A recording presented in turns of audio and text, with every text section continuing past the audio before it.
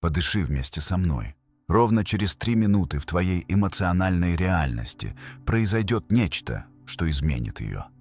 Мне не нужно, чтобы ты верила прямо сейчас. Мне требуется лишь 3 минуты твоего безраздельного внимания, чтобы открыть тебе то, что обнаружил Карл Юнг, изучая коллективное бессознательное. Когда ты синхронизируешь свое внутреннее состояние, свое внимание и свое намерение, вероятности начинают двигаться. Сегодня мы будем использовать звонок как символ. Не для того, чтобы кем-то манипулировать, а чтобы ты смогла упорядочить себя изнутри, уменьшить ментальный шум и активировать правильную чистоту. Если ты выполнишь этот процесс в точности так, как я тебе объясню, то, что вот-вот произойдет в твоей эмоциональной жизни, будет настолько мощным, что тебе будет сложно это осмыслить. Прежде чем начать, подпишись, потому что здесь мы не предлагаем дешевых фантазий. Мы говорим о глубокой психологии с реальными результатами. Дыши. Начинаем прямо сейчас. Представь на мгновение, что человек, который занимает все твои мысли, решает связаться с тобой через несколько минут. Я говорю не о детской магии или бессмысленных ритуалах. Я говорю о том, что Юнг называл синхроничностью, о связи между твоим внутренним психическим состоянием и внешними событиями, которая, казалось бы, бросает вызов обычной причинности. Работая с тысячами пациентов, он обнаружил нечто революционное. Бессознательное не ограничено пространством или временем, в том смысле, в каком мы обычно это понимаем.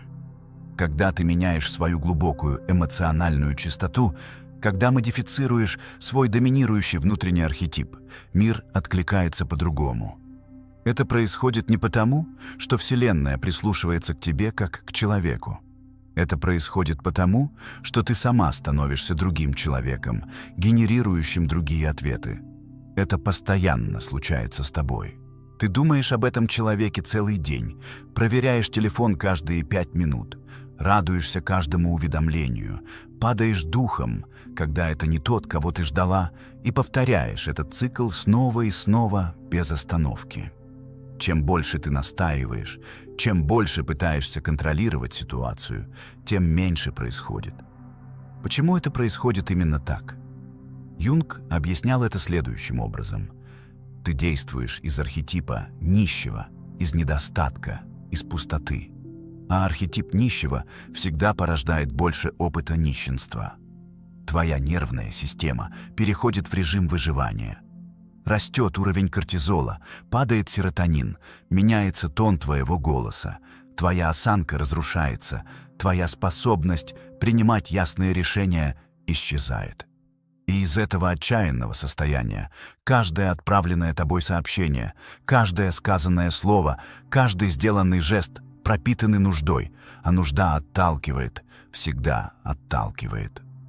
Кроме того, ты совершаешь ошибку, которую почти все совершают, не замечая. Ты ищешь одобрения вместо подлинной связи. Ты ждешь, что другой человек скажет тебе, что ты достойна, что ты достаточно хороша, что заслуживаешь его внимания. Но Юнг обнаружил нечто жестокое. Внешнее одобрение никогда не сможет заполнить внутреннюю пустоту. Ты можешь получить 1000 звонков и продолжать чувствовать себя пустой, если твой внутренний архетип — это архетип покинутости. Самый магнетический сигнал, который ты можешь излучать, приходит не извне, а когда ты выбираешь себя первой, когда твое дыхание замедляется и становится глубоким, когда твой голос успокаивается и становится твердым, когда твое присутствие сосредоточено на твоей собственной внутренней ценности. Это изменение чистоты, это архетипическое изменение меняет все. Не магией, а чистой психологией. Сегодня ты испытаешь радикальное изменение фокуса. От вопроса «почему он мне не звонит?» к вопросу «какой сигнал излучаю я?». И это изменение – не случайность, не судьба, не невезение, а трансформация реальных вероятностей того, что может произойти в твоей жизни.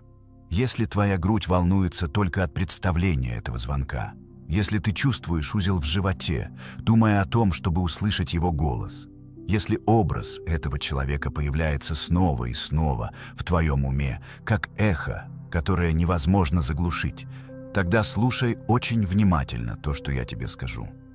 Сегодня начинается изменение в твоей внутренней истории.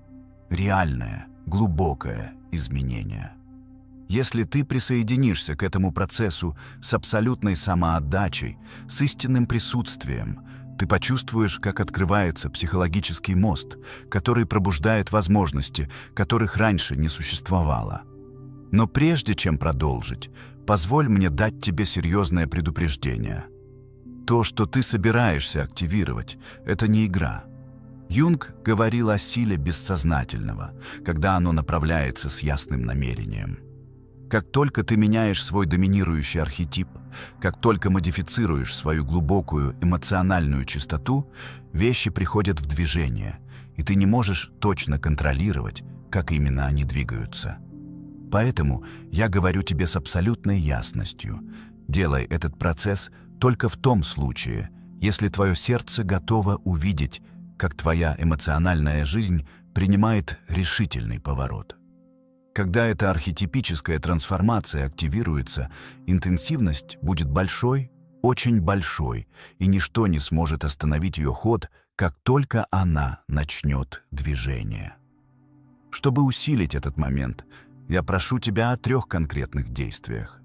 Во-первых, подпишись на этот канал. Так ты присоединишься к сообществу, которое работает с реальной глубокой психологией. Во-вторых, поставь лайк и поделись этим видео. Каждое взаимодействие укрепляет твою внутреннюю приверженность процессу. И в-третьих, самое важное, напиши в комментариях имя этого человека или объяви свое главное намерение. Каждое слово, которое ты пишешь, становится психологическим якорем, публичным обязательством, которое твое бессознательное воспринимает серьезно. Юнг учил нас чему-то фундаментальному. То, на что ты обращаешь внимание, расширяется в твоем опыте. Твоя ретикулярная активирующая система – та часть твоего мозга, которая фильтрует миллионы стимулов в секунду, фильтрует согласно твоему доминирующему намерению. Если твое постоянное намерение «мне чего-то не хватает», «я недостаточно хороша», «он меня не любит», твой мозг будет постоянно подтверждать эти убеждения, демонстрировать доказательства за доказательством твоего недостатка. Ты будешь искать доказательства отвержения в каждом жесте, интерпретировать молчание как покинутость. Превратишь нормальные задержки в подтверждение того, что ты ничего не стоишь. Но если ты изменишь свое доминирующее намерение, если трансформируешь его в «я готова к подлинной связи», «я заслуживаю взаимности», «я ценна такой, какая я есть», твой мозг начнет показывать тебе возможности, слова, моменты, синхроничности, которые поддерживают именно это. Когда ты регулируешь свое внутреннее состояние, когда сознательно контролируешь свое дыхание, когда присутствуешь в своем теле, когда меняешь свой внутренний диалог, снижается шум нервной системы и растет ментальная ясность. Из этого места твоя коммуникация меняется полностью. Ты говоришь то, что действительно хочешь, вместо того, чтобы жаловаться на то, чего у тебя нет. Ты ставишь добрые границы, когда это необходимо.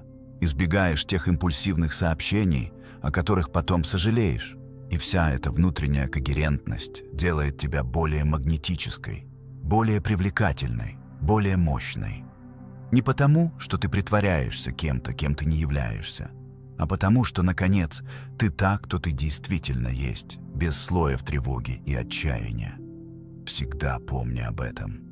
Внимание плюс эмоция поддерживают твои решения. Если твой ментальный фокус когерентен с твоим реальным благополучием, твое поведение выравнивается естественно. Тебе не нужно ничего заставлять. Правильные действия текут сами, когда ты действуешь из правильного архетипа. Позволь мне рассказать тебе реальную историю, которая идеально иллюстрирует это. Валерия почти 2 месяца одержимо смотрела на телефон, писала длинные сообщения и удаляла их перед отправкой. Она обещала себе каждое утро: «Сегодня я не буду одержима, сегодня я буду спокойна». Но к обеду она уже была на его странице в социальных сетях, проверяя, изменил ли он фотографию профиля, ища микроскопические признаки, интерпретируя каждую деталь как частный детектив. Она действовала из архетипа отчаянной преследовательницы. И этот архетип генерирует только один ответ – дистанцию. В один случайный вторник она изменила одну единственную вещь. Она не изменила свою полную стратегию, не следовала сложному плану из 10 шагов. Она изменила одну единственную вещь – свое эмоциональное состояние перед действием.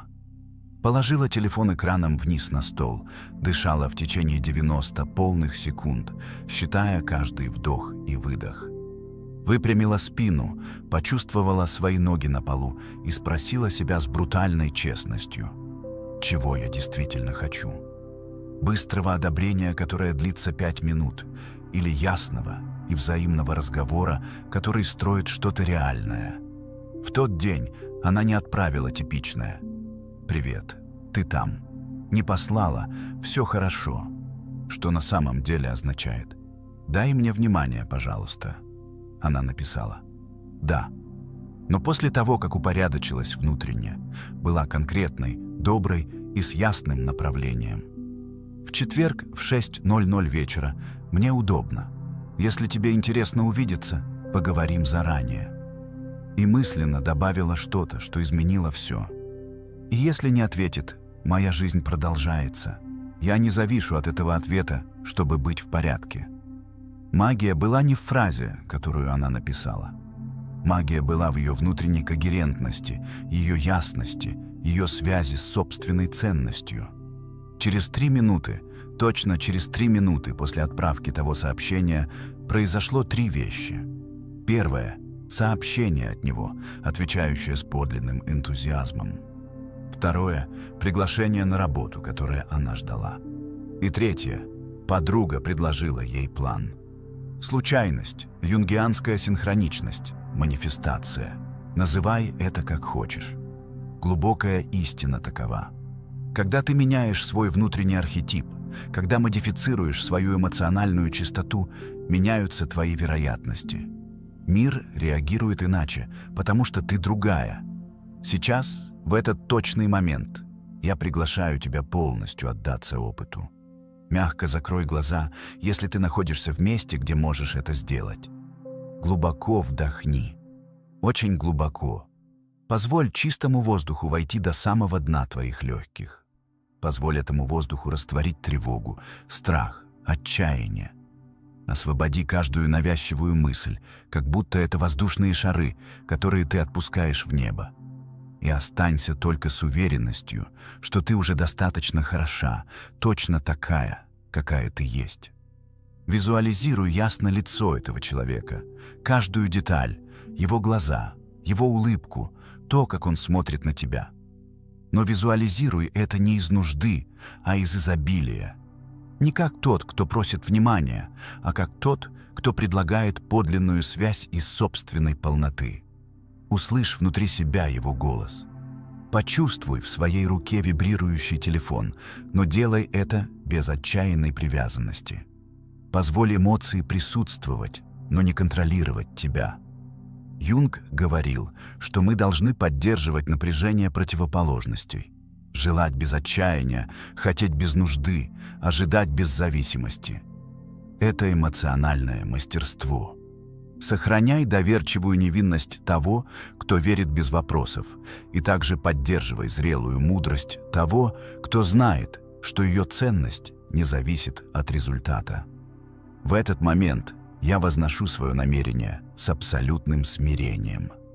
Не к антропоморфной вселенной, которая слушает как человек, а к коллективному бессознательному, той глубокой психической размерности, которую Юнг обнаружил, соединяющей всех людей к той невидимой матрице, из которой мы появляемся и в которую возвращаемся. Прошу со всей интенсивностью моего существа, чтобы человек, которого я называю в своем сердце, почувствовал в этот момент внутреннее движение. Не потому, что я это заставляю, а потому, что когда я меняю свою частоту, когда модифицирую свое психическое поле, я создаю волны, которые распространяются. Юнг называл это архетипическим резонансом, чтобы его бессознательное уловило, чтобы что-то в нем пробудилось с вопросом: почему я думаю о ней сейчас? Чтобы импульс искать меня возник естественным, органическим образом, без принуждения. Я не прошу контроля над его волей. Я прошу ясности в моем собственном сигнале. Я прошу когерентности в моем собственном поле. Я прошу, чтобы, если существует подлинная связь между нами, чтобы эта связь проявилась без внутренних препятствий с моей стороны, чтобы все слои страха, тревоги и нужды, которые блокировали естественную связь, растворились сейчас, чтобы мой внутренний архетип трансформировался из нищего в суверена, из недостатка в изобилие, из страха в любовь.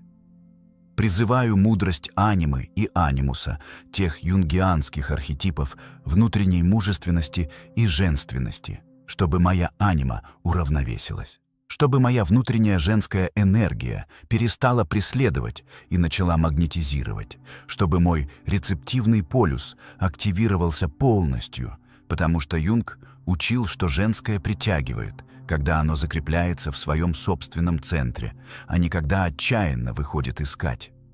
Сохраняю внутреннее молчание. Создаю психическое пространство, становлюсь магнитным полем ясности и присутствия. И из этого места притяжение происходит по естественному закону, не манипуляцией, а резонансом. Указываю на глубокие элементы психики. Будьте свидетелями этой трансформации. Внутренний огонь, жизненная страсть, которая все движет. Зажги во мне пламя абсолютной уверенности в моей собственной ценности. Сожги все следы отчаяния, поглоти всякую токсичную нужду. Оставь меня чистой, центрированной, мощной. Тебе, тонкий воздух, ясная мысль, неси мое имя. С легкостью, не с тяжестью одержимости, а с грацией сознательного присутствия. Чтобы, если этот человек думает обо мне, он делал это из места подлинного желания, а не вины или давления. Тебе глубокая вода, текущая эмоция. Очисти мои чувства. Трансформируй тревогу в безмятежность, преврати страх в любовь. Позволь остаться только подлинному, реальному, истинному. И тебе, твердая земля, присутствующее тело, поддержи меня в моем центре. Закрепи мои ноги в моей собственной ценности. Напомни мне, что я цела с этим звонком или без него. И теперь мы приходим к ядру этого опыта. Центральная декларация, которая концентрирует все твое намерение. Глубоко вдохни и слушай. В этот момент призываю с полным благоговением к коллективному бессознательному, к психической матрице, которая связывает всех нас, к архетипам любви, союза и подлинной связи, которые живут в каждом человеке.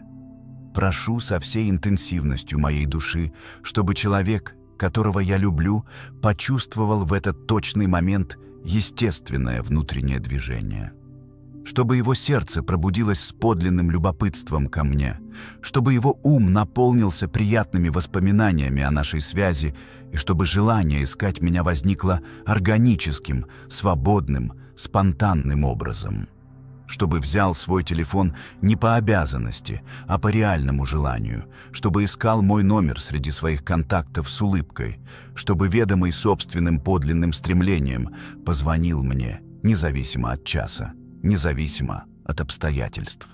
Чтобы в этом не было принуждения, чтобы не было манипуляции, чтобы была только естественная манифестация реальной связи, если эта связь действительно существует. Чтобы подлинная ностальгия выросла в нем, чтобы хорошие воспоминания активировались, чтобы любая ненужная гордость, любой необоснованный страх, любое недопонимание растворились. И чтобы, если наша связь подлинна, ничто не могло помешать ей проявиться. Чтобы глубокие силы коллективной психики работали сейчас, чтобы устранить внутренние препятствия, не внешние препятствия, которые нарушают свободную волю.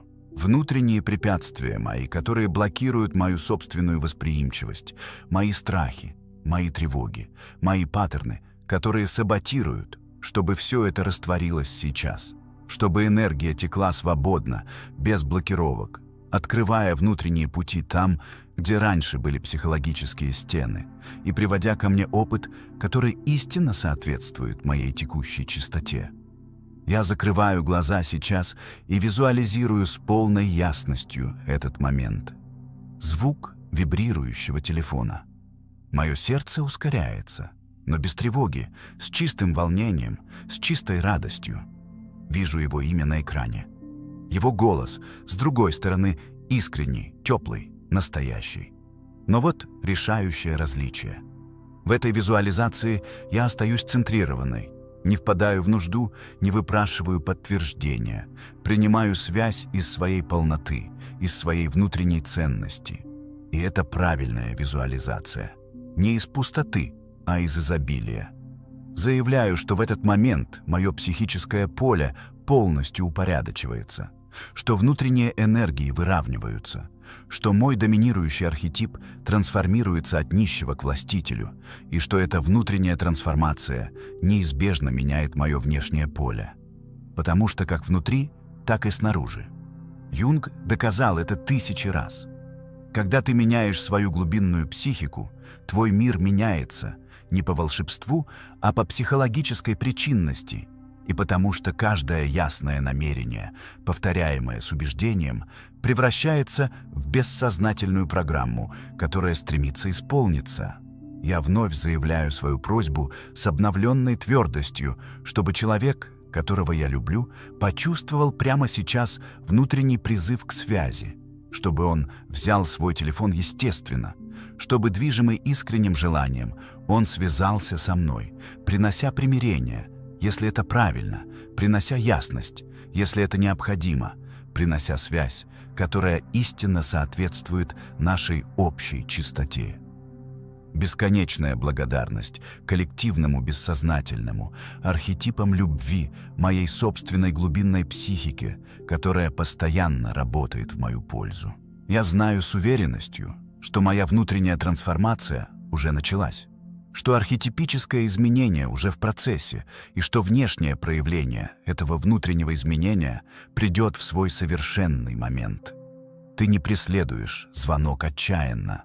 Ты меняешь свою внутреннюю чистоту, и когда твоя чистота меняется, все меняется. Запомни это всегда. Слушай эти заключительные слова с полным вниманием. Подлинная любовь не знает невозможного, когда исходит из полноты. То, что ты сегодня активировала с ясным намерением, начинает трансформировать твою психическую реальность с этого мгновения. Почувствуй спокойствие того, кто знает, что она полна с этим звонком или без него. Оставайся открытой, восприимчивой, внимательной, но из своего центра, из своей силы, из своей внутренней ценности. Не забудь подписаться, чтобы продолжать получать настоящую глубинную психологию. Поставь лайк как обязательство перед своей собственной трансформацией и напиши в комментариях имя этого человека или свое главное намерение. Каждое действие укрепляет твое внутреннее обязательство перед процессом. Оставайся присутствующей всеми своими чувствами. Твой телефон может зазвонить в любой момент, или могут открыться пути, которых ты не ожидала, или может прийти ясность о том, что тебе действительно нужно. Потому что, когда ты активируешь свою глубинную психику, ты не всегда получаешь то, что твое эго считает желаемым. Иногда ты получаешь нечто гораздо лучшее, то, в чем твоя душа действительно нуждается. Искренняя любовь всегда побеждает. Подлинная связь неизбежно проявляется, и твоя личная история трансформируется, когда трансформируется твоя психика. Глубоко вдохни еще раз и приготовься принять то, что истинно соответствует твоей новой чистоте. Listen, if I could tell you one thing right now that has the power to completely transform your life, it's this. The way you think determines everything. Your thoughts shape your destiny. Every result you've had, every breakthrough or setback, every win or loss, it started with a thought. And most people don't even realize they're living inside a prison they built with their own thinking. But today I'm going to teach you how to break out. I'm going to teach you how to think correctly and how to think big. Because the moment you learn to master your thinking, you unlock the ability to master your life. Your thoughts shape your destiny. That single truth can either be the most empowering realization of your life or the most sobering, because if you step back and really look, every decision you've made, every action you've taken, every result you've created has been fueled by a thought. A thought is not just some fleeting whisper in your head. It's the seed that determines the harvest of your life. If you're not happy with the fruit, you've got to examine the seed you've been planting. Most people never do. They go through life on autopilot, running the same thought patterns over and over again, like a song stuck on repeat, without realizing those patterns are programming their destiny. If you constantly think, I can't do this, I'm not enough, I'll never make it, then guess what? You'll live in alignment with those beliefs. You'll sabotage your own progress before you even get started, because your brain doesn't know the difference between what's real and what's repeatedly imagined. But the moment you shift your thoughts, the moment you condition yourself to see opportunity where others see obstacles, you literally alter the course of your future.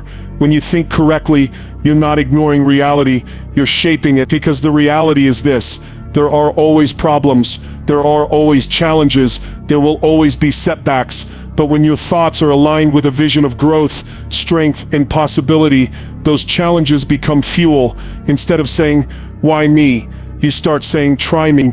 Instead of shrinking in the face of resistance, you rise, because your thoughts have already programmed you to expect growth on the other side of pain. It's not about toxic positivity or pretending everything is perfect. It's about recognizing that the energy you give to your thoughts becomes the blueprint for the life you live. If you train your mind to focus on solutions, your body will follow. If you obsess over limitations, your life will shrink into the size of those limitations. Your destiny is not written by chance, it is written by the thoughts you choose to empower every single day. Think about history's greatest leaders, innovators, and creators who weren't born with some magical destiny inscribed on their birth certificates. They wrote their destiny with the power of thought. They trained themselves to see the world differently, to imagine what others couldn't see, to believe in possibilities others thought were impossible. That's why they created breakthroughs. That's why they left a legacy, and you have that same power. The difference is not ability, it's thinking. If you want a bigger destiny, you need bigger thoughts. If you want a stronger destiny, you need stronger thoughts. If you want a destiny that makes your soul come alive, you need to reprogram your thoughts to align with that future now, before it even shows up in your life. That's how it works. You think it, you feel it, you act on it, and then it becomes reality. Now, small thinking creates small results. And this is where so many people get trapped without realizing it. They say they want an extraordinary life, but their thoughts are ordinary. They talk about wanting financial freedom, but they keep thinking in terms of just enough to get by. They say they want love, but their thoughts are stuck on why they're unworthy or why relationships always fail. They dream of impacting the world, but they think in terms of, I'll just settle for being comfortable. And here's the truth: you cannot create a life of abundance with scarcity-based thinking. You cannot step into greatness while holding on to the mindset of survival. Small thinking is like putting a ceiling on your potential. It locks you inside a box of limitations that you often didn't even build yourself. Maybe those small thoughts came from your parents, your teachers, society, or past failures. But if you keep repeating them, they become your reality, and your results will always match the size of your thinking. Here's the painful part most people don't want to admit. Small thinking feels safe. It feels comfortable.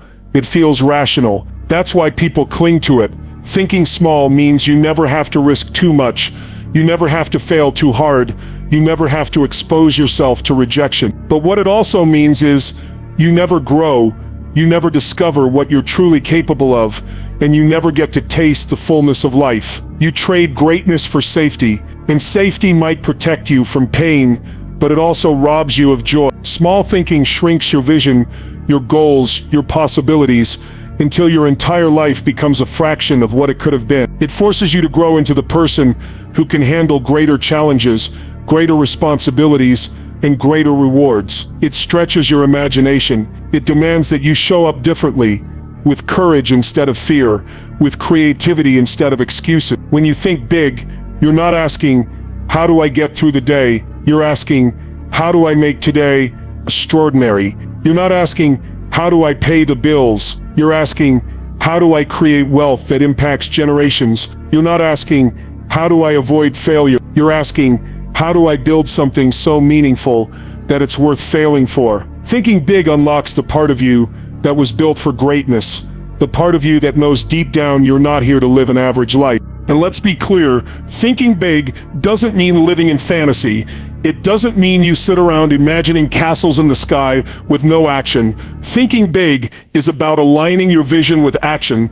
It's about setting goals that scare you and excite you at the same time. It's about believing that even if you don't know the how right now, the fact that you've dared to expand your vision will pull resources, people, and opportunities into your life that you could have never accessed with small thinking. The universe responds to the size of your vision. People are attracted to boldness. Opportunities show up when your thinking is expansive. But here's the catch. You cannot think big if you don't first learn to think correctly, because thinking big without correct thinking is just delusion. Correct thinking is the foundation. It keeps your big vision grounded in truth, in strategy, in resilience. Together, correct thinking and big thinking become unstoppable. Correct thinking sets the direction. Big thinking expands the horizon. And when you put them together, you're no longer playing small, you're no longer settling, you're no longer trapped. You're building a destiny that matches the greatness you were designed for. Correct thinking means focusing on solutions, not problems. Most people don't even realize how much time they spend obsessing over what's wrong. They wake up in the morning and immediately think about the bills, the stress, the job they don't like, the people who frustrate them, the reasons they're not where they want to be. And what happens when you focus on problems all the time? You magnify them, you feed them energy, you make them look 10 times bigger than they really are. It's like putting them under a microscope. Suddenly they dominate your vision, and because that's all you see, you start to believe that's all there is. Your brain is like a heat-seeking missile. Whatever you lock it onto, it will amplify. If you lock it onto problems, that's what it finds everywhere you look. If you lock it onto solutions, your brain will get creative. It will resource itself, and it will begin to uncover opportunities that were invisible before. Correct thinking isn't about pretending the problems don't exist. That's denial, and denial won't change your life. Correct thinking is about acknowledging the problem and then asking the right question. What can I do about this?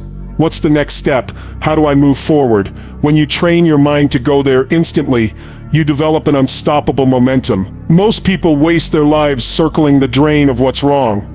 They get addicted to complaining, addicted to talking about the same issues over and over again without ever seeking solutions. And that's why their life never changes, because nothing changes until you do. When you think correctly, you take your power back. You stop being a victim of your circumstances, and you start being the creator of your future. Think about it. Every major breakthrough in history, every invention, every discovery, every movement that changed the world started with someone looking at a problem and refusing to dwell on it. Instead, they asked, what's the solution? How can this be different? How do we fix it? If they had spent all their energy talking about how big the problem was, we'd still be stuck in the dark ages. But because someone trained their brain to focus on solutions, humanity moved forward. Your personal life works the exact same way. The moment you condition yourself to see problems as signals for solutions, your life becomes a playground for growth. The language you use reveals whether you're focused on problems or solutions. People stuck in problems use words like always, never, can't, impossible. They exaggerate the permanence of the problem until it feels hopeless. People focused on solutions use words like next, how, opportunity, possible. They shift the story in their minds, and that new story unlocks new actions. So if you want to master correct thinking, start with the language you use. Start catching yourself when you're reinforcing the problem, and redirect your energy into reinforcing the possibility of a solution. And let's get practical. When something goes wrong, you've got two choices. You can sit there, drown in frustration, and repeat the problem in your head, or you can stop, take a breath, and say, what's the next best move I can make right now? That single question can rewire your thinking. It interrupts the spiral and redirects your brain's focus. because your brain is like a muscle. The more you train it to search for solutions, the stronger it gets at doing just that. Over time, it becomes automatic. Suddenly, you're not the person who panics when something goes wrong. You're the person who steps up and finds a way through. That's correct thinking in action. Big thinking expands your vision of what's possible. And this is where the magic happens. Because once you've trained yourself to focus on solutions instead of problems, you've cleared the space for bigger thoughts to take root. You can't think big when you're drowning in small, problem-saturated thoughts. But once you free yourself from that, you open the door to an entirely new level of possibility. Big thinking is what takes a life from average to extraordinary. It's what takes an idea from ordinary to revolutionary. It's what separates people who merely exist from people who create legacy. When you expand your vision of what's possible, you literally change the trajectory of your future. Think about it. The size of your vision determines the size of your results. If your vision is small, your results will be small. If your vision is expansive, your results will reflect that expansion. Big thinking is the difference between a business owner who says, I just want to pay my bills and keep the lights on, and another who says, I want to create a company that transforms lives, impacts millions, and outlives me. Which one do you think creates more energy, attracts more people, and pulls more resources into their life? It's the one who thinks big, every time. But big thinking requires courage, because it means breaking away from the limitations that society, family, or even your past self tried to place on you. It means daring to see possibilities others dismiss as unrealistic. It means being willing to look at a blank canvas and paint something no one else has ever imagined. And it means understanding that even if you fall short of that big vision, you'll still land further than you ever would have with small thinking. Big thinking is also contagious. When you expand your vision, you don't just lift your own life, you inspire others to lift theirs. People are hungry for possibility. They're drawn to individuals who dare to dream beyond the ordinary. That's why leaders who think big change cultures, industries, and generations. And you can do the same in your own world. You don't need a global stage. You just need the courage to think bigger in your career, your relationships, your health, your impact. Because when you do, the ripple effects touch everyone around you. Here's the secret. Big thinking doesn't start with resources. It doesn't start with connections, money, or luck. It starts with perspective. It starts with asking a different question. Instead of asking, what's realistic for me right now, you start asking, what would be extraordinary if I made it happen? What would I go after if I knew I couldn't fail? Those questions stretch your imagination. They ignite creativity. They force you to look beyond your current circumstances. And that's when you start seeing opportunities you never noticed before. Your vision has to be bigger than your fear, bigger than your excuses, bigger than the voices that tell you to stay small. Fear and doubt are patterns, not truth. That's one of the most liberating realizations you can ever have. Most people live their entire lives as if their fear is reality, as if their doubt is a fact carved in stone, when in truth, it's nothing more than a mental habit they've rehearsed for years. Think about it. When you were a child, you weren't born with fear of failure or rejection. You weren't born doubting yourself. You learned it. You learned it from experiences, from what people told you, from moments where you tried and didn't succeed, from criticisms that cut deep. Slowly, those experiences got wired into your nervous system, and your brain said, okay, let's protect you. Let's create fear. Let's create doubt so you don't get hurt again. But what was meant as protection becomes a prison. The truth is, fear is your brain's way of predicting pain that hasn't even happened yet. It's a projection. Doubt is the same. It's your mind rehearsing all the reasons something won't work before you've even given yourself a chance to find out. And if you live inside those patterns long enough, you start mistaking them for who you are. You start saying things like, I'm just not confident, or I'm just not that kind of person, when in reality you're not broken, you're not incapable, you're just conditioned to feel fear when you step outside the familiar, conditioned to doubt when you're about to grow. Here's the shift. If fear and doubt are patterns, that means they can be rewired. They're not permanent. They're not facts. They're habits. And habits can be changed. You can train yourself to interrupt the fear pattern the moment it shows up, to recognize doubt for what it is, a false alarm, and to move anyway. Because courage is not the absence of fear. Courage is recognizing the fear and deciding to act regardless. Every person who has ever achieved greatness felt fear and doubt. The only difference is they didn't let those patterns run the show. They didn't mistake the feeling for reality. They treated it as noise, not a command. When you understand that, you stop being intimidated by fear. You stop thinking, I need to eliminate fear before I can act. You realize fear is just part of the process of growth. It's a signal you're expanding. Doubt is a signal you're stepping into territory where your old identity no longer fits. And that's not a bad thing, it's a sign you're evolving. Imagine if every time you felt fear or doubt, you reframed it as proof that you're moving towards something meaningful.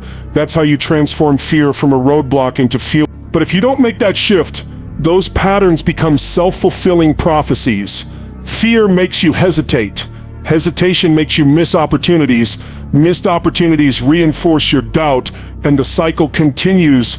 The key is breaking the cycle at the thought level. You catch yourself thinking, I can't do this, and you replace it with, I'm learning how to do this. You catch yourself thinking, I'll probably fail, and you replace it with, failure is feedback, and I'll grow stronger.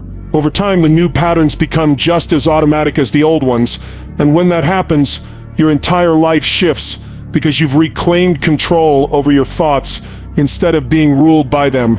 Success begins with the decision to change your mindset. Everything in your life, your relationships, your finances, your health, your achievements, flows out of one place, your mindset. And yet most people never consciously choose theirs.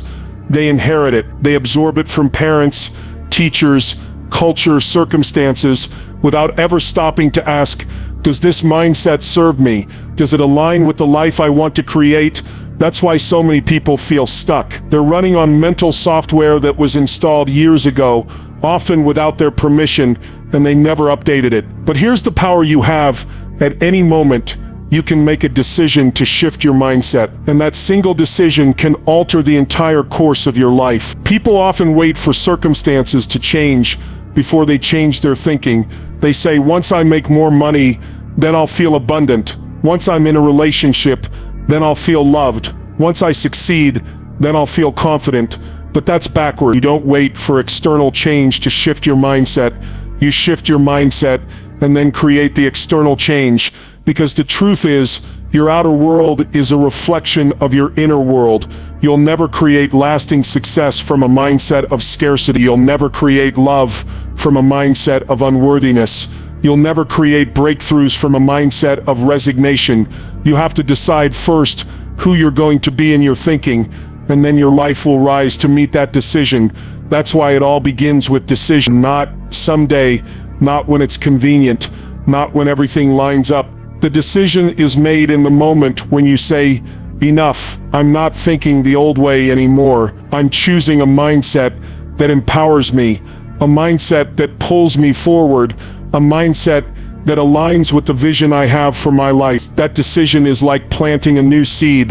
The moment you plant it, the future changes. The fruit might take time to grow, but the direction of your life is already altered. But if you don't make that shift, those patterns become self-fulfilling prophecies. Fear makes you hesitate. Hesitation makes you miss opportunities. Missed opportunities reinforce your doubt, and the cycle continues. The key is breaking the cycle at the thought level. You catch yourself thinking, I can't do this, and you replace it with, I'm learning how to do this. You catch yourself thinking, I'll probably fail, and you replace it with, failure is feedback, and I'll grow stronger. Over time, the new patterns become just as automatic as the old ones, and when that happens, your entire life shifts because you've reclaimed control over your thoughts instead of being ruled by them. Success begins with the decision to change your mindset. Everything in your life, your relationships, your finances, your health, your achievements flows out of one place, your mindset, and yet most people never consciously choose theirs. They inherit it. They absorb it from parents, teachers, culture, circumstances, without ever stopping to ask, does this mindset serve me?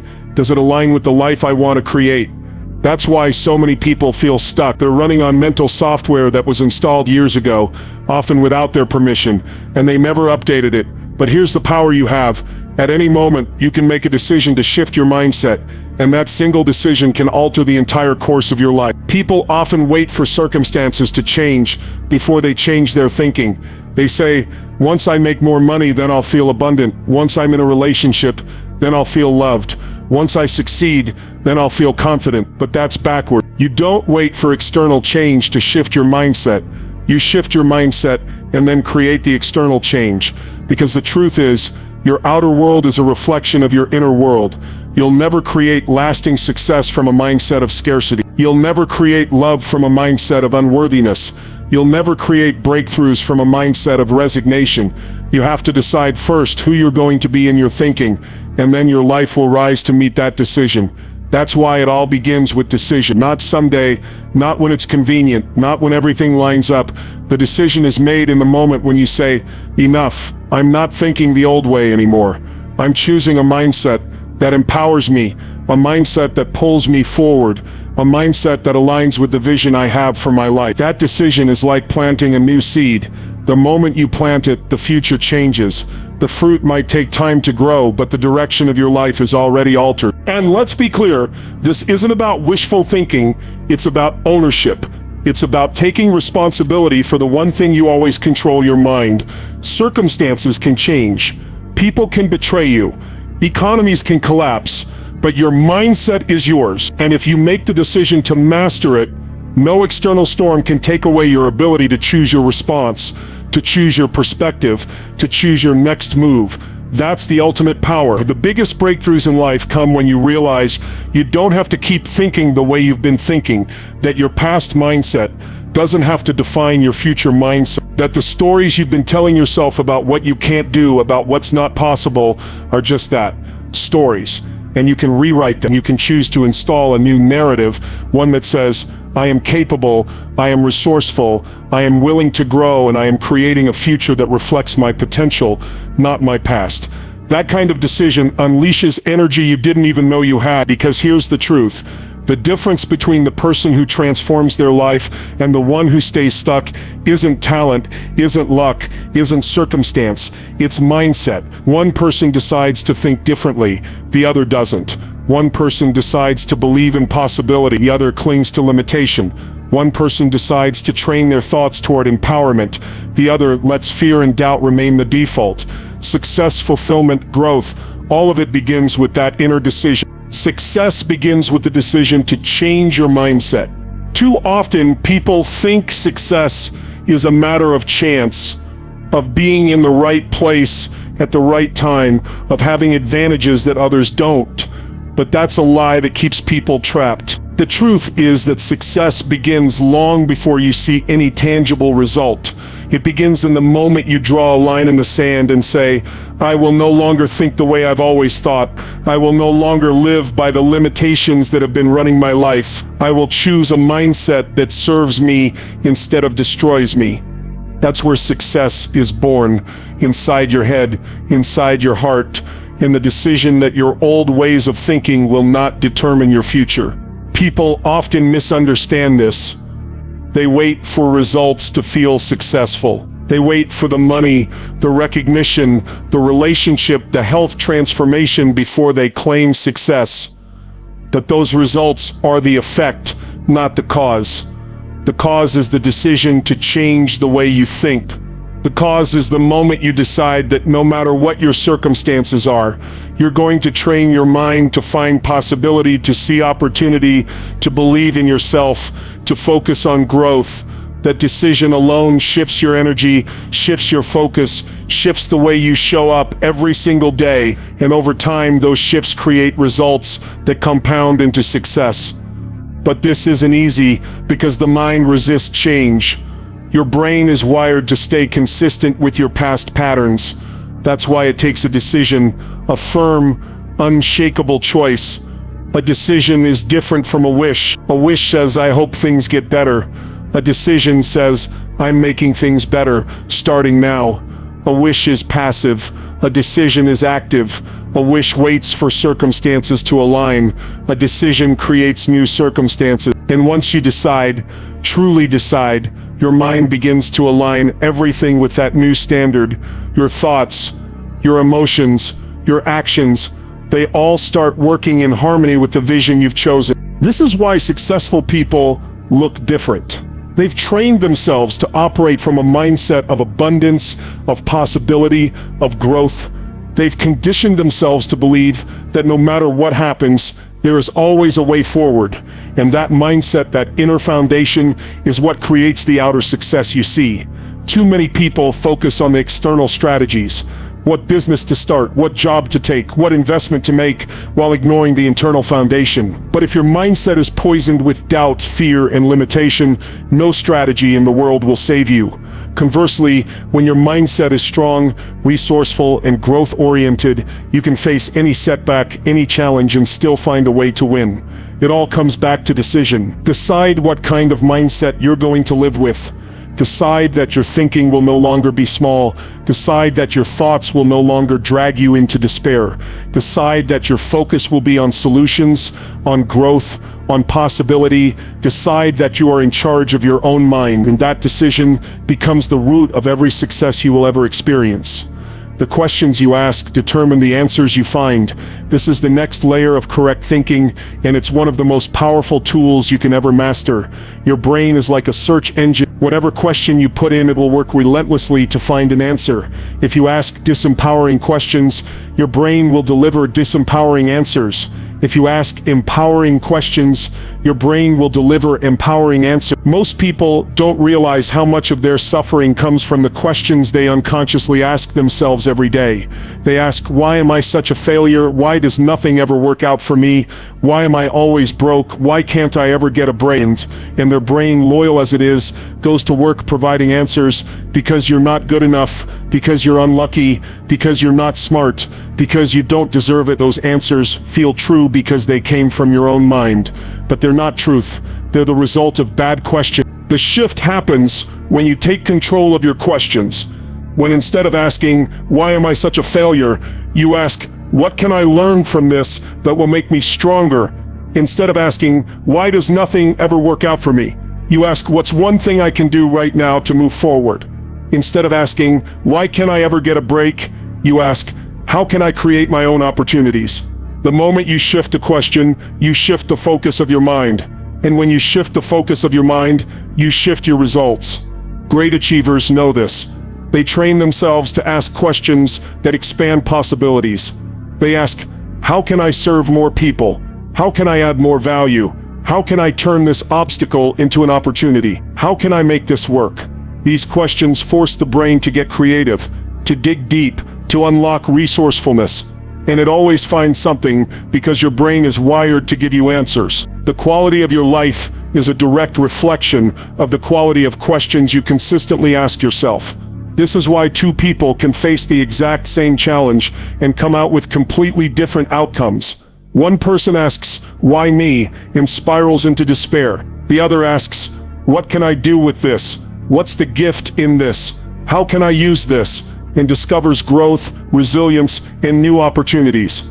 The difference isn't the challenge, the difference is the question. Thinking big requires refusing to settle for mediocrity. Mediocrity is comfortable, it's safe, it's the default setting for most people's lives. It's the space where you don't have to risk too much, you don't have to stretch too far, you don't have to face too many critics or failures. But mediocrity is also the space where dreams go to die. It's where your potential gets buried under routine, where your spirit gets numbed by good enough, where the extraordinary life you were meant to live gets traded for something ordinary. And the dangerous part is that mediocrity doesn't feel painful at first. It feels fine. It feels acceptable. It feels like the life everyone else is living, so it must be okay. But deep down you know it's not what you were made for. Deep down you feel the gap between who you are and who you could be. And that gap creates frustration, restlessness, even despair. That's the cost of settling. Refusing mediocrity means you don't accept fine as your standard. You don't accept average as your destiny. You don't say, well, at least I'm surviving. No, you say, I was born to thrive. I was born to grow. I was born to create a life that excites me, challenges me, and fulfills me. Refusing mediocrity requires courage. because it means leaving behind the safety of the herd. Most people will never understand why you won't just be satisfied with what you have. They'll tell you to be realistic, to be practical, to be grateful for where you are. Gratitude is important, but gratitude is not the same as settling. Gratitude says, I appreciate this, and I'm still going for more. Settling says, this is enough, even though I know I was meant for more, and there's a massive difference. Thinking big is the antidote to mediocrity. When you think big, you raise your standard. You stop comparing yourself to the average person and start comparing yourself to your potential. You stop asking what's good enough and you start asking what's possible if I give everything I've got. Thinking big forces you to stretch, to grow, to risk, to fail, to rise again. It demands that you step into the fullness of who you are. Mediocrity asks nothing of you. Thinking big asks everything of you. That's why so few choose it, and that's why those who do stand out. Look at the lives of people who inspire you. They didn't get there by settling. They didn't wake up and say, I'll just do what's easy today. They refused to stop at ordinary. They set their vision higher, bigger, bolder. They asked for more from themselves. And because of that, life gave them more in return. When you refuse mediocrity, you start living in alignment with the greatness inside you. You start honoring your potential instead of betraying it. You stop making excuses for why you can't, and you start demanding reasons why you must. That's the difference between a life of regret and a life of fulfillment. Refusing mediocrity doesn't mean life becomes easy. It often means more challenges, more failures, more obstacles. But those struggles are what shape you into the person who can handle greatness. Settling might protect you from discomfort, but it also robs you of transformation. If you want to think big, you have to be willing to step into the fire, to endure the setbacks, to embrace the process, because that's the price of refusing to live an average life. And the reward? A life that excites you when you wake up in the morning. A life that inspires others. A life that makes you proud when you look back at it. Train your mind daily to create the life you want. This is the final key, because correct thinking and big thinking are not one-time decisions. They are practices. Just like your body needs daily exercise to stay strong, your mind needs daily conditioning to stay focused, empowered, and expansive. If you don't train your mind every day, it will default back to old patterns of fear, doubt, and limitation. That's just how the brain works. It reverts to what's familiar. That's why so many people attend a seminar, read a book, or watch a motivational video, and they feel fired up for a few days. But then the inspiration fades, and they slip right back into their old way of thinking. Not because they're weak, but because they didn't make it a daily discipline. Training your mind means you take ownership of what you feed it. You don't just let social media, news, and negative voices control your mental diet. You choose intentionally what you consume, what you focus on, what you allow to enter your inner world. You read things that expand you. You listen to voices that challenge you. You surround yourself with people who push you higher. You create rituals that anchor you in empowerment, whether it's journaling, affirmations, visualization, meditation, or physical movement. You take time every single day to remind yourself of who you are, what you're capable of, and where you're going. Now, small thinking creates small results. And this is where so many people get trapped without realizing it. They say they want an extraordinary life, but their thoughts are ordinary. They talk about wanting financial freedom, but they keep thinking in terms of just enough to get by. They say they want love, but their thoughts are stuck on why they're unworthy or why relationships always fail. They dream of impacting the world, but they think in terms of, I'll just settle for being comfortable. And here's the truth. You cannot create a life of abundance with scarcity-based thinking. You cannot step into greatness while holding on to the mindset of survival. Small thinking is like putting a ceiling on your potential. It locks you inside a box of limitations that you often didn't even build yourself. Maybe those small thoughts came from your parents, your teachers, society, or past failures. But if you keep repeating them, they become your reality, and your results will always match the size of your thinking. Here's the painful part most people don't want to admit. Small thinking feels safe. It feels comfortable. It feels rational. That's why people cling to it. Thinking small means you never have to risk too much. You never have to fail too hard. You never have to expose yourself to rejection. But what it also means is you never grow, you never discover what you're truly capable of, and you never get to taste the fullness of life. You trade greatness for safety, and safety might protect you from pain, but it also robs you of joy. Small thinking shrinks your vision, your goals, your possibilities, until your entire life becomes a fraction of what it could have been. But when you choose to think big, everything changes. Thinking big pulls you forward. It forces you to grow into the person who can handle greater challenges, greater responsibilities, and greater rewards. It stretches your imagination. It demands that you show up differently, with courage instead of fear, with creativity instead of excuses. When you think big, you're not asking, how do I get through the day? You're asking, how do I make today extraordinary? You're not asking, how do I pay the bills? You're asking, how do I create wealth that impacts generations?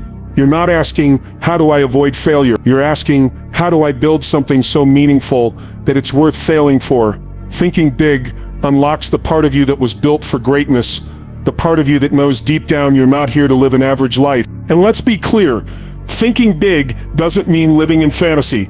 It doesn't mean you sit around imagining castles in the sky with no action. Thinking big is about aligning your vision with action. It's about setting goals that scare you and excite you at the same time. It's about believing that even if you don't know the how right now, the fact that you've dared to expand your vision will pull resources, people, and opportunities into your life that you could have never accessed with small thinking. The universe responds to the size of your vision. People are attracted to boldness. Opportunities show up when your thinking is expansive. But here's the catch. You cannot think big if you don't first learn to think correctly, because thinking big without correct thinking is just delusion. Correct thinking is the foundation. It keeps your big vision grounded in truth, in strategy, in resilience. Together, correct thinking and big thinking become unstoppable. Correct thinking sets the direction. Big thinking expands the horizon. When you put them together, you're no longer playing small, you're no longer settling, you're no longer trapped.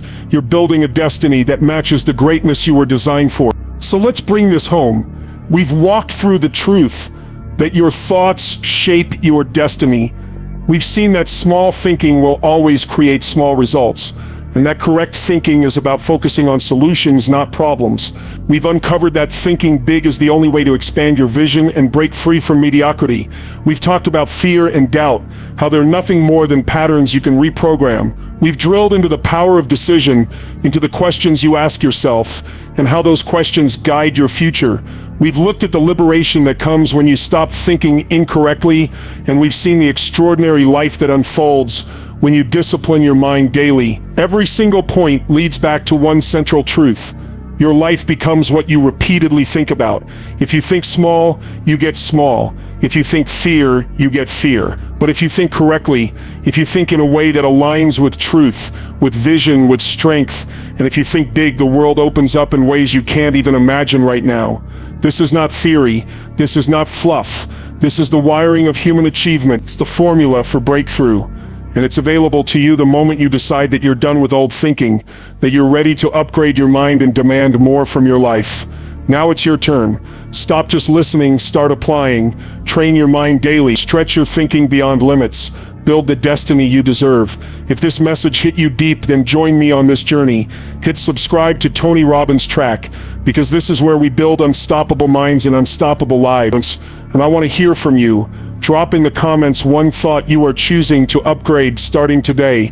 Let's create a ripple of big, correct thinking together. Your future is waiting. The only question is, will your thinking be big enough to claim it?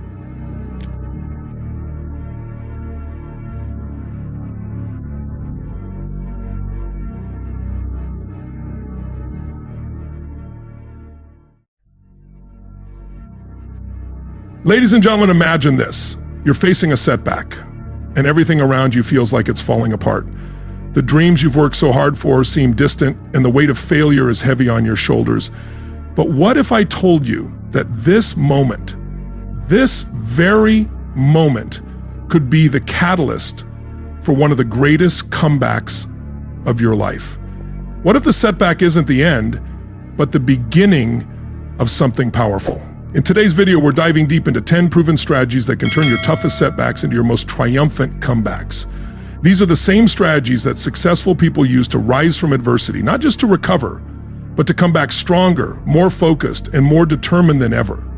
You don't have to stay stuck in the past or let failure define you. This is your chance to shift your mindset, take control, and turn what feels like a setback into the fuel that powers your comeback. Stick with me. What we talk about today could change the trajectory of your life. Life inevitably includes setbacks. No matter how carefully you plan, how disciplined you are, or how much you desire success, there will be obstacles. At times, it will feel like everything you've worked for is falling apart. The certainty you once had may vanish. The people you relied on may disappear, and the paths you were following may suddenly close. In those moments, you face a choice. You can either crumble or rise up stronger. Setbacks are not the end, they are opportunities. They serve as turning points, chances to rebuild with more insight, clarity, and strength. Yet most people don't view them that way. Many allow pain to halt their progress, let failure shape their identity, and confuse rejection with reality. Instead of rising, they freeze, give up, or settle. But that doesn't have to be your story. You can train yourself to respond differently. You can stand amidst the rubble and start rebuilding. You can reframe your loss, extract lessons, and refocus your energy. When you do this, when you choose to respond with strength, you transform into a different kind of person.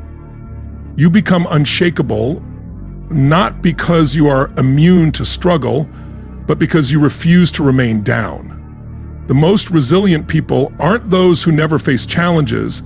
They are the ones who always rise after every fall. They don't avoid breakdowns, they push through them, allowing these moments to shape, sharpen, and stretch them. And when they emerge, they're not just back to where they were, they are transformed. They don't return to who they were, they evolve into someone stronger. Every comeback begins with a decision to stop replaying what went wrong and start focusing on what to do next. It's a choice to stop giving power to the problem and begin using that energy to rebuild. It's a decision to stop asking, why me? And start asking, what now? Because setbacks don't hinder progress, a lack of response does. The only thing worse than failing is staying stuck in the story of your failure. At some point, you have to stop waiting for permission to move forward. You have to stop needing an apology, an explanation, or the perfect plan. You must choose strength. You must choose movement. You must choose the comeback. This decision is quiet, unassuming, and not made for an audience. It's quiet, internal, and happens in the dark and the silence. At the moment when you've had enough of being defined by defeat. Once you make that decision, truly make it, you begin to move differently. You stop carrying shame, stop explaining yourself, stop seeking sympathy. You lock in, rise, and rebuild. Comebacks don't require perfection. They require persistence. They don't need a miracle. They need consistency. The most powerful stories you've ever heard didn't begin with victory. They began with collapse, devastation, and loss. But the hero didn't stop there. They kept going. And because they kept going, the story changed. Your setback doesn't define you. It's just a moment, a chapter, a challenge. It doesn't dictate the ending unless you allow it. You decide what happens next. And when you learn to take pain, loss, and rejection and use them to fuel your growth, nothing can hold you back for long. The first strategy is to face the truth without fear. When setbacks occur, the instinct is to run, to look away, to deny, to minimize, or to numb the pain. But you can't change what you won't confront. Even when it hurts, the truth is always the starting point of a real comeback. Transformation doesn't happen without honesty. A rebound doesn't occur without reality. Clarity doesn't come without confrontation. You must face the situation head on, not with panic, but with presence. Strip the story back to what really happened. What did I do? What did I allow? What pattern repeated? What decision led me here? Not to shame yourself, but to uncover the facts, because clarity is power. Most people get stuck not because the problem is too big, but because their ego is too loud. They'd rather protect their pride than rebuild their life. They want to be right more than they want to be free. But you can't grow through a setback if your identity is tied to the version of you that caused it. You have to be willing to evolve, and that starts with truth. You take a deep breath, sit down and say, this is what happened. No more excuses, no more denial, no more distractions. This is where I am. This is what I lost. This is what I allowed. This is what I avoided. This is what I need to learn. And in that moment of honesty, the shift happens. That's where healing begins. You'll never heal while hiding from the truth. You can't move forward while dragging lies behind you. The truth might sting, but lies rot. They poison your progress and delay your comeback, keeping you stuck in shame when you should be building something new. When you tell the truth, you cut through confusion. You silence the noise, reclaim your power. Stop waiting for someone else to fix it. Stop seeking sympathy and stop asking for a redo. You begin designing your response. You take back the pen, your voice, and your future. This kind of truth isn't about reliving the pain. It's about removing the weight. Because when you tell the truth, you take the emotional charge out of the setback. You see it clearly. You stop dramatizing it. You stop defining yourself by it. You stop being the victim and start being the architect. You stop needing others to agree with your version of the story. When you're honest with yourself, you don't need validation from anyone else. You don't need to argue your point. You don't need to convince others to see it your way. Truth brings peace, and peace allows you to move forward. And here's the power of truth. It's where forgiveness lives. You can't forgive yourself for what you won't admit. You can't forgive others for what you keep bearing. But once you see it clearly, you can say, this happened, I own it, I release it, and I'm done carrying it. From that place, you can begin again. It doesn't mean it didn't matter. It doesn't mean it didn't hurt. It means it no longer holds your power. You've acknowledged it, faced it, and now you're using the lessons, the pain, and the insights to rebuild stronger, clearer, and better. There's nothing more courageous than telling yourself the truth, because it means you're done pretending, done performing, and done defending what broke you. Now you're ready for the real breakthrough, because true healing only happens in truth. Real freedom begins the moment you say, this is where I am, and I'm ready to rise. The second strategy is to separate failure from your identity. The setback is something you experienced, but it is not who you are. You lost a job, but that doesn't mean you lost your value. You made a mistake, but that doesn't make you a mistake. You fell short, but that doesn't mean you're broken. The setback happened to you, but it doesn't define you unless you let it. Most people don't come back, not because they're incapable, but because they internalize the fall and personalize the failure. They wrap their identity around the pain and start believing, this is who I am now. But you are not defined by what happened to you. You are defined by what you decide to do next, and that decision starts when you stop labeling yourself based on one season. Failure is an event, not a personality trait or a permanent title. It's an experience, and a valuable one if you allow it to teach you instead of bury you. Every person you admire has failed more than they've succeeded.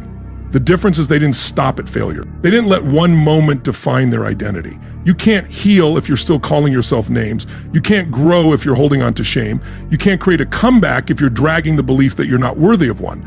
At some point, you have to separate what happened from who you are. You have to stop saying, I'm not good enough, and start saying, that didn't work, but I will. This is the moment where self-compassion meets strength, where you stop punishing yourself and start supporting yourself. You speak to yourself with honesty, yes, but also with respect. You say, I didn't get it right, but I'm learning, I'm growing, and I'm not staying here. That voice, that energy marks the beginning of transformation, because identity drives behavior. If you see yourself as stuck, if you see yourself as a failure, you'll repeat failure. But if you shift your identity, even before results change, your actions will follow. You'll move like someone who's rebuilding, like someone who's rising, showing up like someone who still believes in their potential. One of the most important questions you can ask after a setback is who do I believe I am right now? Not what did I do or what did I lose, but who am I choosing to become in this moment? Your comeback won't be powered by your resume. It will be powered by your identity, by the story you decide to tell yourself when everything feels uncertain. This doesn't mean ignoring what happened. It means not allowing it to control you. You extract the lesson without absorbing the lie. You rebuild your confidence from the inside out, not by pretending, but by choosing. Choosing to define yourself by your potential, not your past. And it's not a one-time choice. It's a daily decision. You will feel the pull to shrink. You will feel the weight of doubt. You will hear the old stories rise up. But every time you remind yourself, I am not what I went through. I am not what I lost. I am not the worst thing that happened to me. You take your power back. You anchor your identity in truth. You become someone who rises, not because you have to, but because that's who you are. That's what you do. You've stopped tying your worth to a result. You've started tying your worth to your resilience, your character, and your commitment to grow. That identity, anchored in strength rather than shame, will carry you through. The third strategy is to reconnect with your reason. When life gets tough, when plans fall apart, when loss knocks the wind out of you, and when everything you trusted crumbles, it's easy to lose sight of your why.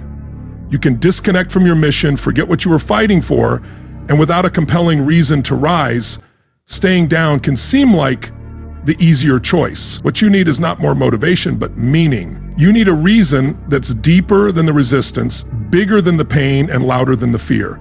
Setbacks bring doubt, shame, and confusion, and unless your reason is louder than those voices, you'll start to believe them. Your comeback begins the moment your purpose becomes non-negotiable. When you say, I don't care how heavy this feels, I'm not done. When you commit to the idea that this season won't define you because what you're building matters too much to quit, that's when the energy returns. That's when the spark reignites, not from external inspiration, but from internal alignment. Most people stay stuck, not because they can't move, but because they've lost sight of why it matters. They're disconnected from their deeper reason, the thing they're building, the legacy they're protecting, the person they're becoming. When the vision fades, the fight does too. That's why your reason needs to be personal and emotional. It can't be vague or borrowed, it has to be yours. You need a reason that grabs your heart, one that brings tears to your eyes when you think about quitting. A reason that makes comfort seem like a threat and mediocrity feel like betrayal. Maybe it's for your kids, your name, your future self, or the life you promised to build. Whatever it is, write it down, revisit it often, speak it out loud, make it a permanent fixture in your mind, because your reason will hold you up when everything else falls apart. When you're in the midst of a storm, logic won't save you, numbers won't save you. You need emotion, you need fire. You need something that reminds you why you started and convinces you not to stop. Stay connected to that reason. Reconnect by remembering who you were before the pain. Remember the promises you made to yourself.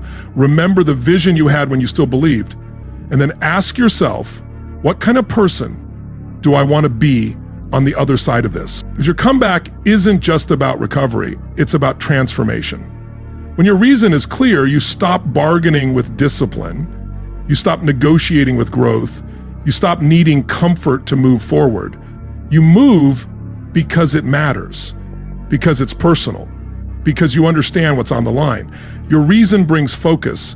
It keeps you from chasing distractions. It keeps you locked in when everything around you tries to pull you away. It gives you something to aim at when life buries you under noise. It won't always feel strong, and that's normal. But when it fades, revisit it. Remind yourself, write it again, speak it again. Refuse to let temporary discouragement erase your long-term direction. When you have a reason, you don't need perfect circumstances.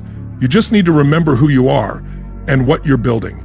You need to keep moving imperfectly, inconsistently, and sometimes painfully, but still moving because your why is stronger than the setback. The fourth strategy is to shift your language, because the words you use to describe your situation shape your relationship with it.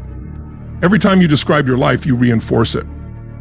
When you tell the story of your setback, you either empower your future or reignite your pain. Words are more than commentary. They are construction. They either build your comeback or keep you stuck in the cycle of breakdown.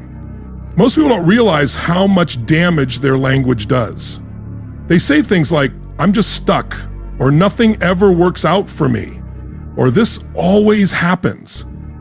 Every time those words leave their mouth, their identity locks around the setback even tighter.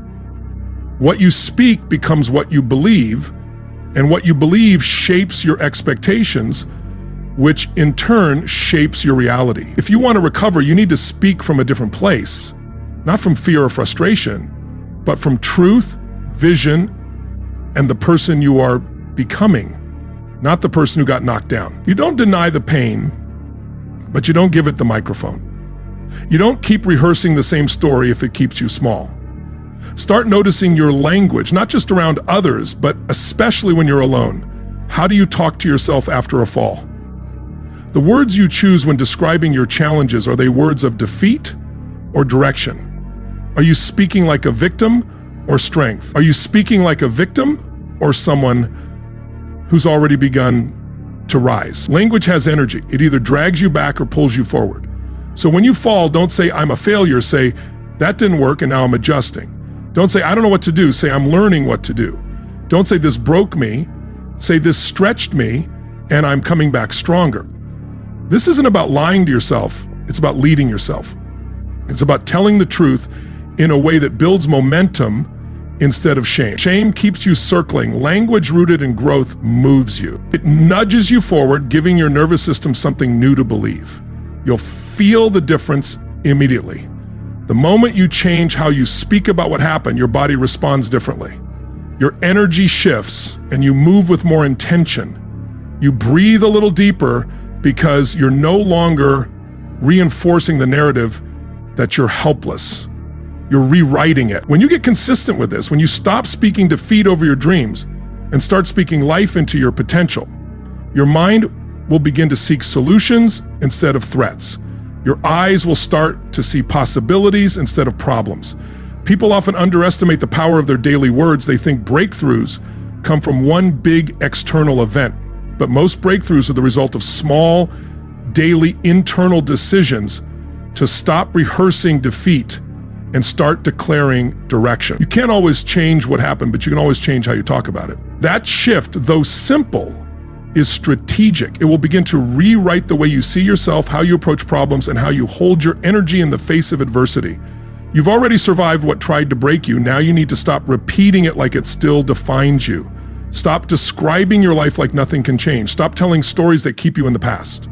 Start speaking like someone who is healing, someone who is rebuilding, someone who knows they're not done yet. The fifth strategy is to rebuild momentum with small, decisive wins. When you're recovering from a setback, the biggest lie is that you have to do something big right away, that you need to fix everything overnight, or come back with a dramatic transformation. But comebacks don't start with breakthroughs, they start with basics. Small steps, clear actions, and tiny wins that remind your mind, I'm moving again. After a fall, your confidence takes a hit, your belief begins to fracture, and your identity feels shaken. If you try to leap too far, too quickly, you risk overwhelming yourself. You might freeze, talk yourself out of it, or simply feel paralyzed because your nervous system can't handle that jump all at once.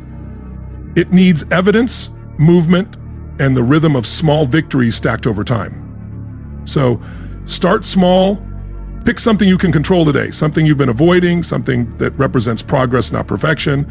It might be making one phone call, writing one paragraph, taking a walk, cleaning one drawer, or finishing a task you left undone. It doesn't need to be impressive, but it must be intentional. Every time you follow through on a small win, you rebuild trust with yourself. You prove to your mind that you're no longer stuck. You remind your body what forward movement feels like, reinforcing the identity of someone who moves, who acts, who doesn't let resistance dictate the day. Momentum isn't magic. It's consistency. Once you take one step, the next becomes easier.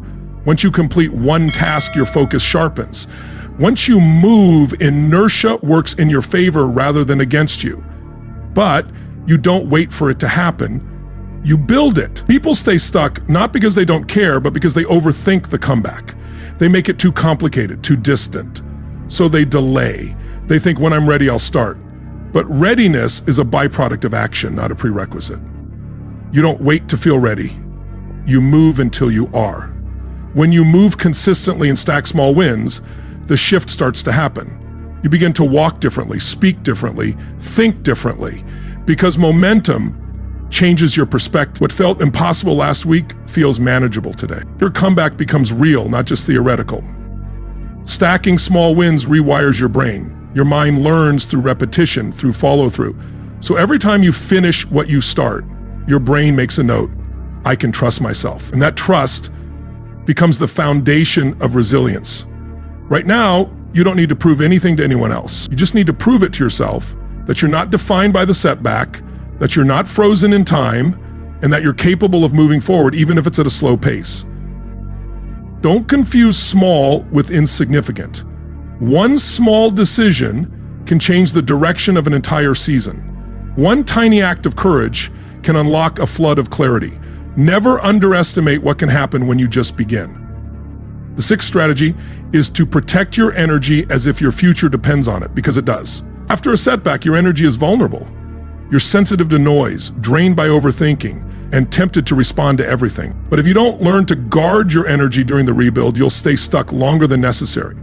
You'll spend the energy you need for your comeback managing opinions, regrets, and internal chaos. You only have so much energy each day, and it must be invested, not scattered. Your energy should be directed toward healing, building, and gaining clarity, not toward explaining yourself to people who won't understand, reliving what went wrong, or replaying conversations that have already ended. The fastest way to stay stuck is to give your attention to things that won't move you forward. It could be a conversation that doesn't need to happen, or dwelling on what you can't change. You stop waiting for a breakthrough and start creating it, one disciplined step at a time.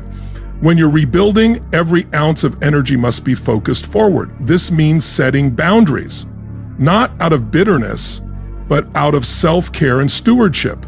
You no longer allow everything into your space. You don't respond to every message, entertain every opinion, or carry every expectation. You're rebuilding, and that requires discipline. You must protect your inner environment. The words you speak to yourself, the thoughts you entertain, the tone you use when talking about your life. Energy is not just physical, it's mental, emotional, and spiritual. If you feel drained constantly, it's not always because you're working too hard. It might be because you're overthinking things that don't matter. To protect your energy, you must become selective. You stop living on autopilot. You choose what enters your mind, what leaves your mouth, what conversations you allow, what media you consume, and what stories you believe. Each time you make a decision that honors your future, you make your energy stronger. Here's the truth. Some people won't like your new boundaries. They were used to you being always available, always apologizing, always carrying the emotional weight of those around you. But when you start protecting your energy, some people will fall away. That's okay. Let them. Your future requires a new version of you, and not everyone will have a seat at that table. You don't owe anyone access to your peace or your burnout. You don't need to explain why you're not answering every text or attending every event. Your comeback is sacred, your rebuild is personal, and anyone who truly cares for you will honor that process. You also have to protect your physical energy. Your body is the vessel that carries your comeback. If you're exhausted, undernourished, sleep-deprived, or overstimulated, you won't have the capacity to move forward with strength. Take care of yourself. Rest, eat well, breathe deeply, and move your body. These are not luxuries, they are necessities. This is not the season to run yourself into the ground. It's the season to move with precision, to stay focused, and to cut the noise so you can hear your intuition again. Preserve your energy so you can pour it into the rebuild. As you protect your energy, your confidence will return, your mind will clear, and your direction will sharpen. You're no longer surviving off scraps or being depleted by everything around you. You're filled, stable, and ready to build something lasting. The seventh strategy is to recommit to discipline, even when motivation fades. especially when it fails. Your comeback doesn't wait for your emotions to cooperate. It doesn't care if you feel inspired. It just requires that you keep going with focus, integrity, and action, no matter what you feel. Setbacks have a way of draining motivation. They make everything feel heavier, slower, and less certain. And that's when the temptation arises to let go of habits, to stop showing up, to let discipline slip. But discipline is the point. Discipline is how you hold the line while you rebuild. It's how you prove that the version of you who rises is stronger than the version who fell. Most people wait until they feel ready to take action again. But feelings follow focus, and focus follows action. You don't sit around hoping to feel better. You move, you train, you execute. You make one decision, then the next. That's how discipline becomes part of your identity. Discipline is doing what needs to be done even when it's inconvenient. It's putting your comeback on the calendar. It's getting up when it's easier to stay down. It's making the call, doing the rep, writing the plan, showing up for yourself even when no one's watching. And when you show up consistently enough, day after day, your comeback will no longer be a distant hope. It will be real. When you start using pain as a path, you stop seeing it as a prison that traps you. Instead, you begin to understand that the setback is part of your growth process, not your destruction. Pain is inevitable. It knocks the air out of your chest, leaves you confused, grieving, and questioning everything you thought would last. But it's not here to break you, it's here to shape you. The question isn't, why is this happening to me, but what is this pain teaching me? Pain is a teacher. It doesn't flatter. It doesn't sugarcoat. It simply reveals the truth. It shows you where you've ignored your instincts, where you've betrayed your boundaries, and where you've stayed in situations that no longer serve you. It tells you the truth about where you've been settling. When you resist pain, you allow it to fester and hide, replaying itself in different forms until you confront it. You can't heal what you won't feel. Avoiding pain only stores it, keeps it in the background, and brings it back in ways you don't expect. But when you step into pain with courage, when you ask, what is this here to teach me? You open yourself up to transformation. Pain becomes not a punishment, but a necessary part of your growth.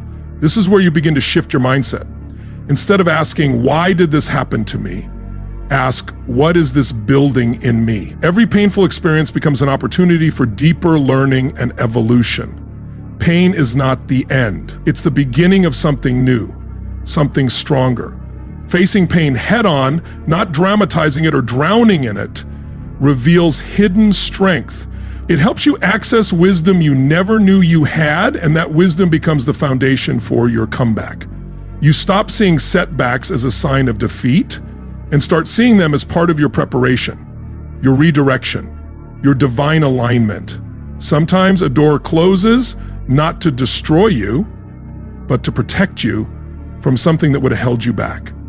Using pain as a path lets you rise stronger, more aware, and more prepared for what's next. It's not about escaping the hurt, but embracing the transformation it brings. This shift in perspective gives you power over the pain, making it a stepping stone toward your comeback rather than a wall that stops you. You stop reliving the moment of your setback, and instead, you lean into the version of yourself that's emerging from it, the version that's stronger, wiser, and more grounded because of what you've endured. Pain doesn't mean failure. It means you dared to care, you risked, you believed, and now it's time to be brave enough to rebuild. But rebuilding doesn't mean rushing through the pain. It means sitting with it long enough to understand its lesson, to let the emotions soften, and to allow the fog to lift. It means trusting that even in the midst of this hardship, something meaningful is being born within you. Sometimes your most powerful clarity comes from your deepest confusion. Your greatest growth comes from your greatest loss, and your most beautiful beginnings often arise in the middle of your most painful endings. So instead of letting pain stop you, let it teach you. Let it soften you without making you fragile, strengthen you without hardening your heart. Pain should shape you into someone who can approach the next season of life with more wisdom, more resilience, and more gratitude than ever before. The ninth strategy is to get crystal clear on who you're becoming. After a setback, the worst thing you can do is try to return to who you were. The version of you that experienced the setback didn't survive it. You did. That version didn't carry the knowledge, wisdom, or strength that you now possess. Your goal is not to go back, but to evolve forward. You must become someone deeper, stronger, and wiser.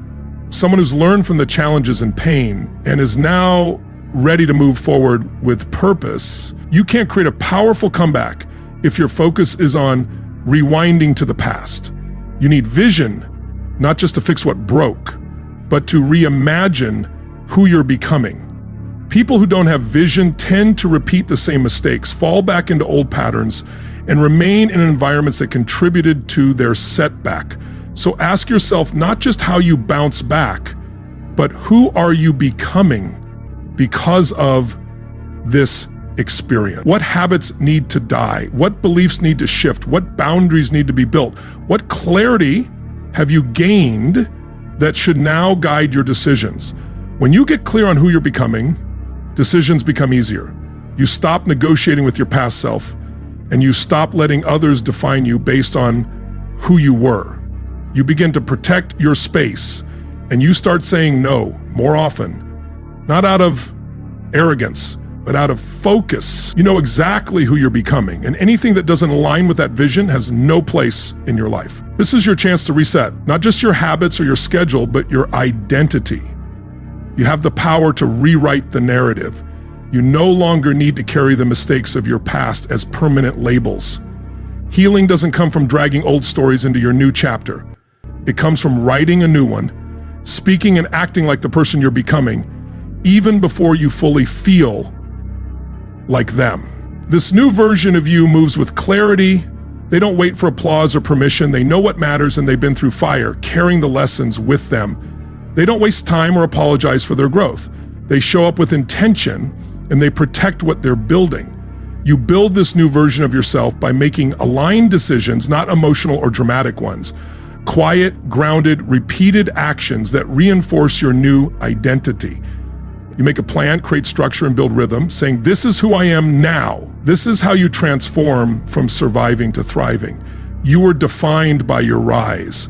Every setback, every challenge, every painful moment doesn't define you unless you let it. What defines you is how you choose to move forward, how you choose to transform the pain into power, the struggle into strength. And you don't need to do this alone. You have everything within you already to reclaim your narrative and shape your story. The comeback begins the moment you decide to step out of the ashes and walk forward with purpose. It's not about making grand gestures or shouting from the rooftops.